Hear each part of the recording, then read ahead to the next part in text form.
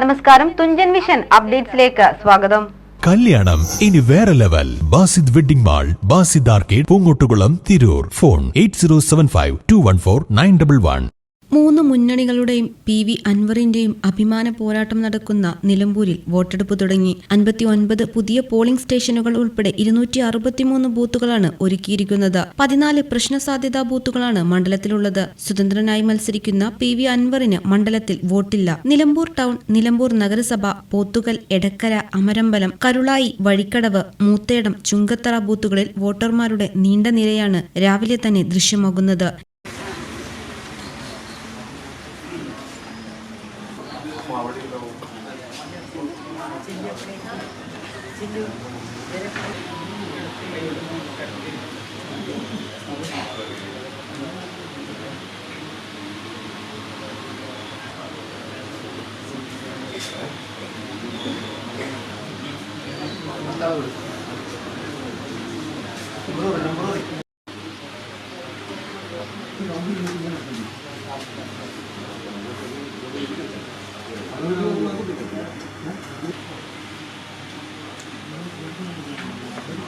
പതിനഞ്ച് സൂസമ്മ.